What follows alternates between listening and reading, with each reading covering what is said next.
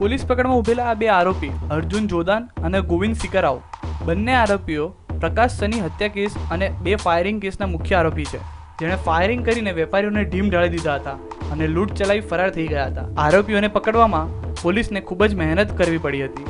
પોલીસે શિક્ષકના વેશ ધારણ કરીને બંનેની ધરપકડ કરી છે.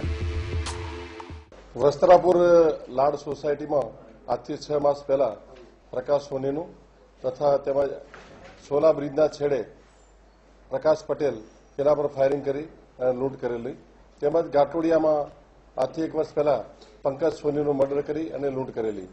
આમાં વિશાલ જે છે ગોસ્વામી એની ગેંગ એક્ટિવ છે એ માહિતી આપણને મળેલી. તે પૈકીના 5 માણસો અગાઉ પકડાયેલ છે. તે પૈકીના મેઇન આરોપી છે અર્જુનસિંહ, કિશનસિંહ તથા ગોવિંદસિંહ, જેઓ આગ્રાના છે.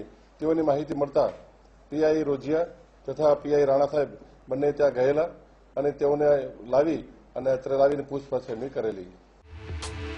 પોલીસ પૂછપરછમાં આરોપીઓએ કબૂલાત કરી છે કે વિશાલે જે ગેંગનો સૂત્રધાર છે તેની કાર લઈને આરોપીઓ આવ્યા હતા અને કાર વીએસ હોસ્પિટલમાં રાખી હતી અને કાંકરિયાથી પલ્સર ચોરી કરી હતી. બાદમાં રેકી કરીને ગુનાને અંજામ આપ્યો હતો.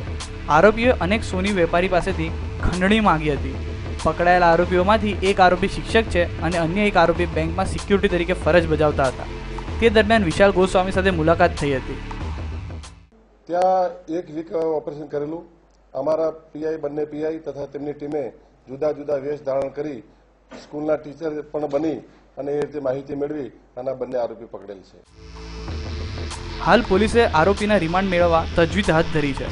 અન્ય કયા કયા ગુનામાં અંજામ આપ્યા છે અને વિશાલ ગોસ્વામી કે જે ગેંગનો મુખ્ય સૂત્રધાર છે તેને પકડવામાં ચક્રગતિમાન કર્યા છે. કેમેરામેન વિત ભટ્ટ સાથે કશ્યપ જોશી, ન્યૂઝ ઓનલાઈન, અમદાવાદ.